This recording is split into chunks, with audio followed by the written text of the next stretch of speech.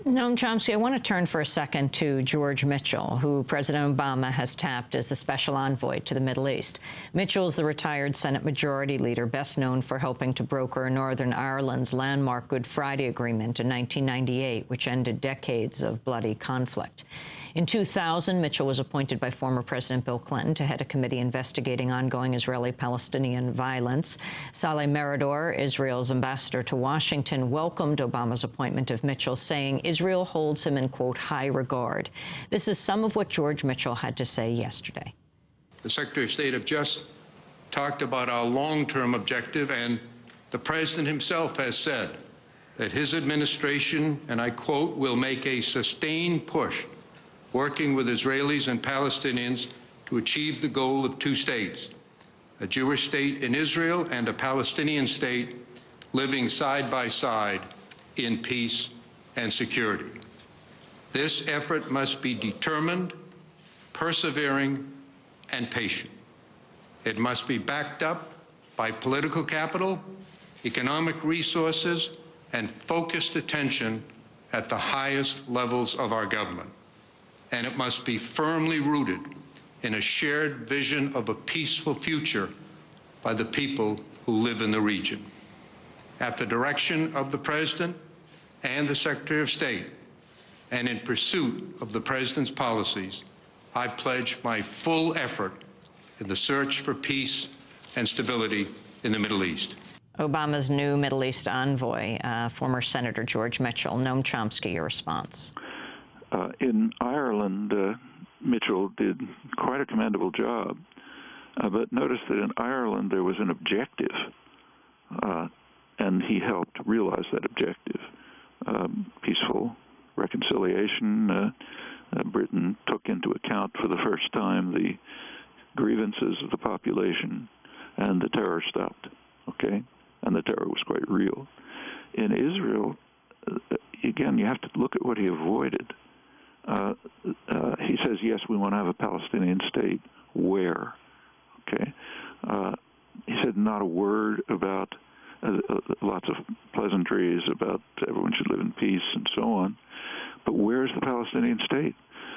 Nothing said about the U.S.-backed actions continuing every day, which are undermining any possibility for a viable Palestinian state.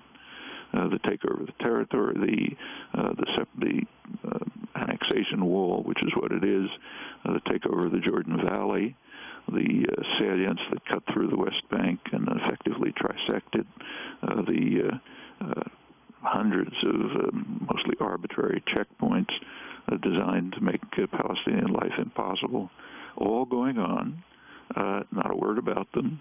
So, okay, we can have, in fact, the first Israeli government to talk about a Palestinian state, to even mention the words, was the ultra-right-wing Netanyahu government that came in 1996.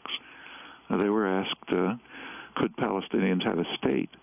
Paris, who'd preceded them, said no, never. And Netanyahu's spokesman said, yeah, the fragments of territory that we leave to them, they can call it a state if they want, or they can call it fried chicken. Well, that's basically the attitude. And Mitchell had nothing to say about it. He carefully avoided what he knows for certain is the core problem, the illegal, totally illegal, the criminal U.S.-backed actions, which are systematically taking over the West Bank, just as they did under Clinton, and are undermining the possibility for a viable state. Noam Chomsky, for Americans who want to figure out how to move now with the new Obama administration to end these atrocities that are occurring in the Middle East, what do you suggest? And also, what's your viewpoint of the divestment movement? Many young people are urging something similar to South Africa to begin pressing increasingly for divestment from Israel. The position that people who are interested in peace ought to take is very straightforward. I mean, a majority of the American population, considerable majority, already agree with the full Arab League peace plan, not the little sliver of it that Obama mentioned. The peace plan calls for a two-state settlement on the international border, maybe with minor modifications. That's an overwhelming international consensus. The Hamas supports it. Iran has said, they'll go along with... No, we only have 30 seconds. Yeah. Okay, so we should push for that. Is divestment a proper tactic? Well, if you look back at South Africa, divestment became a proper tactic after years, decades of education and organizing, to the point where Congress was legislating against trade, the corporations were pulling out, and so on. That's what's missing, the education and organizing, which makes it an understandable move. And in fact, if we ever got to that point, you wouldn't even need it, because the U.S. could be brought in line with international opinion. Noam Chomsky, we want to thank you very much for being with us, and from all of us at Democracy Now!, condolences on the death of Carol, of your wife of more than half a century. Thank you. Thanks, Noam.